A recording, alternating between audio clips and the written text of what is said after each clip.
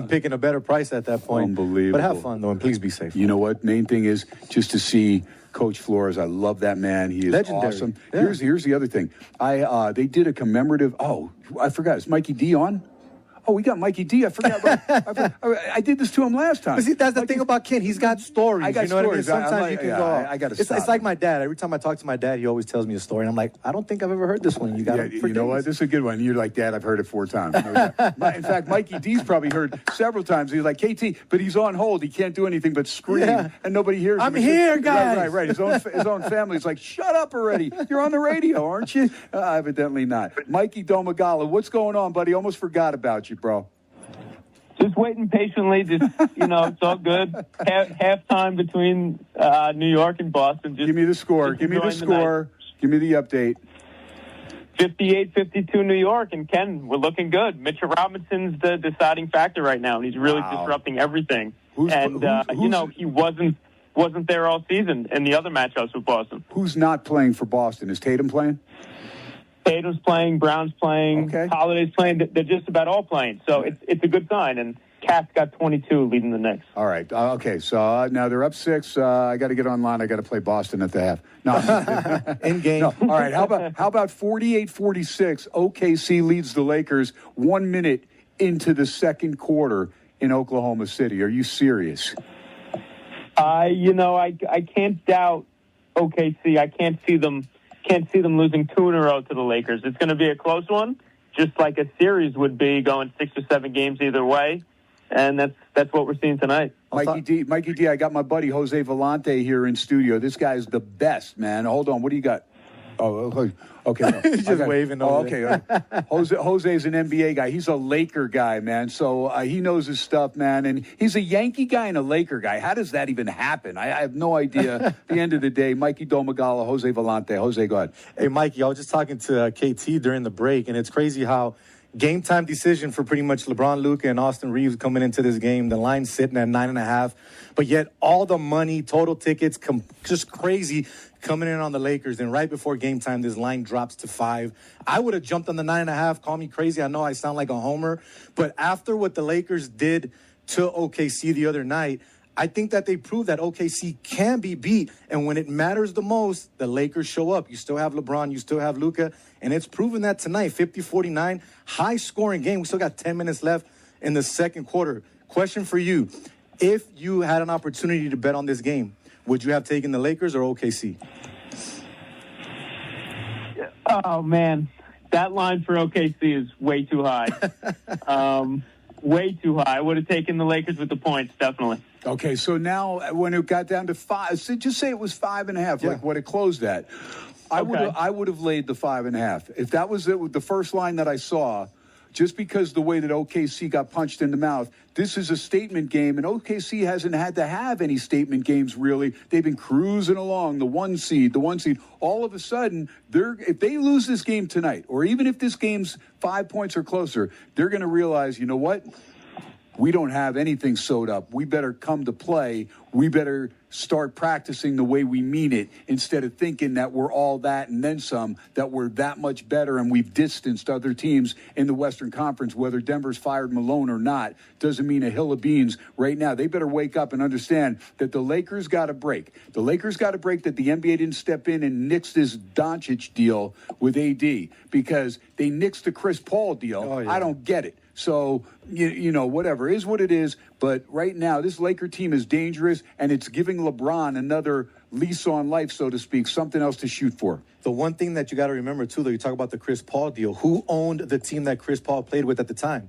The NBA was in charge of the New Orleans Hornets. So, of course, they were going to nick that deal because they wanted what they felt was best for the league, not necessarily create a super team. But we're seeing it here right now with the Lakers. And if they can keep it going and continue to play the right way when it matters, they could be scary in the playoffs. Mikey D, what about it now? Weigh in on this Denver firing with Malone. And you were saying that Rick Adelman's son is going to take over as the interim coach. And if he does a good job, he could have that deal there. But what about this Nuggets team? Have you heard anything locally there from the Denver market, what the fans are thinking? Are they in shock that this happened? The team, have we heard anything as far as fallout with this going down, as one of the better coaches is out now? Oh, definitely. You know, I've been all over my own comment sections on Courtside Buzz, seeing people in disbelief. The Denver Nuggets' social media pages with fans, you know, saying, okay, we just fired Coach Malone. Like, oh, Adelman's not better. Whoever we bring in isn't better. You know, the track record just isn't there for most likely whoever they would bring in. Mikey, hold on one sec. I just got word across Bleacher Report that general manager Calvin Booth is also going to be fired by the Nuggets. This is crazy. Yeah, no, that was reported earlier, Ken, even when I spoke to you on the phone. But I do have two new reports since I last spoke to you that it seems like it was Malone and Booth at each other's throats for years is what I'm reading. And it all came down to Calvin Booth, the general manager, wanting Russell Westbrook to get more minutes over rookie Jalen Pickett. And Pickett last week got his first career start, got the triple-double. He's, gaining traction with his skills, the chemistry with the team, and he's a good, young, scrappy Andre Miller-like point guard. Now, Malone was playing Pickett. Booth wanted Westbrook. And another thing that Booth supposedly, this is through Chris Broussard on Fox Sports, he said Michael Malone not being as hard on Nikola Jokic and Jamal Murray, quote-unquote, rubbed some Nuggets players the wrong way, creating a rift in the locker room. Now, that's interesting. You could give Jokic leeway, but has Jamal Murray really merited that, ability to, not be coddled? You know what I mean? Like, I don't know. I don't see it. But what it sounds like is it was Malone and Booth pissed at each other and not being on the same page. And then the owner probably had enough and said, you're creating a rift through everybody else, and we're yanking both of you out of here. Wow, that's crazy. And, of course, Westbrook missing that big layup against Minnesota, and they blew that game. And that could have started all of this. That could have been it. Yep. That was a game that they had, and they let go, and Russell Westbrook was the GOAT on both ends, and not the GOAT greatest of all times, the bad GOAT, to where he screwed up on both ends, and they lose that game, a game they should have won. Unreal. This is some wild stuff over there coming out of Denver. It is interesting, too, though, that the Knicks could end up changing my mind as far as being psychologically. They have to beat some of these top-tier teams, and Boston is one they have to beat. Mike? Oh, definitely. Yeah. Absolutely no doubt about it. We finally see the Knicks healthy, like I mentioned, when I first hopped on, with Mitchell Robinson disrupting everything and turning off Luke Cornett, who had something like 16 points and 15 rebounds in their last matchup with the Knicks. But it's the puncher's chance thing with the Knicks. I mentioned this a few weeks ago when I last spoke to you. There's Jalen Brunson, there's Karl Anthony Towns. They're all-star starters. They have a good team. They just don't have the depth. So Tibbs is going to run these guys into the ground, and they're going to have to give it their best knockout punch to try to pull off some kind of upset in the second round. Because I see them getting out of the first. It's just that second round when it gets real, Ken. How are they going to deal with it? Mikey Domagala and Jose Vellante. Jose, when I watch the Knicks, I watch Jalen Brunson. I feel like, I know he's a great player, but I feel like he dribbles the ball too freaking much, and sometimes the other guys don't get a touch, and they can't get, a feel too much, and then you just expect them to knock down shots when you're getting double-teamed or whatnot. And I know Brunson was clutch last year in the playoffs. I'm not taking any game-winning shots away from the guy, but I need to see other guys touch the ball. I get it. That's just part of his game, though. You can't switch it up and take the ball away from his hand if that's what he's so used to doing. I know it's not necessarily something that people are going to like because he's not giving up the ball as much as they want. Maybe there's open men here and there. But right now, to be honest with you, I'm not too worried about the Knicks. To me, it all matters when they get into the playoffs. When you get into the playoffs, it's a whole different beast. Teams show up. They play a lot different. We all know what Jalen Brunson is when it comes to playoff basketball. He comes in through the clutch. Is the rest of the team, can the rest of the team come in behind him and be clutch and be consistent moving into the playoffs? That's going to be the biggest question, but was yet to be seen. But I want to say one thing about the Nuggets.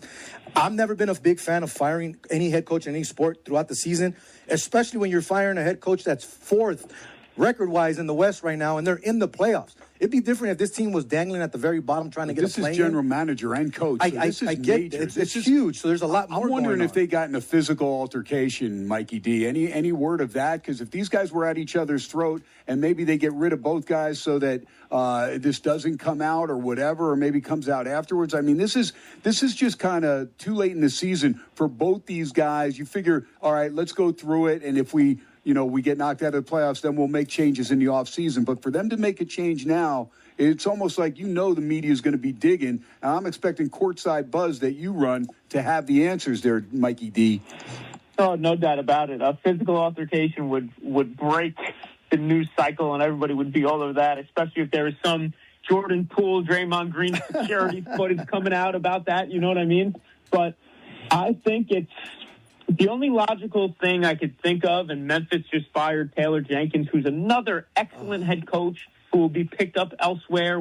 They did it with like 10 games to go. I didn't understand that one either. The only thing I could think of, guys, is there was so much of a rift and everybody was down and their brains and their minds were on that topic of the rift that getting rid of them puts a jolt into their forearm and into their vein and will propel them forward in the playoffs and get their mind off all the other BS that was going on. That's the only last-second, end-of-the-season gamble I could think of for both Memphis and Denver making these moves. Mikey, one other thing real quick. P.J. Tucker goes to the Knicks, signs with the Knicks. Does he have anything left in the tank? Because this guy has been a part of different championship teams. He's always been somebody that really has come to play postseason ball, not at the level of a Robert Horry, but still somebody that I'd want on my team rather than go against in the postseason.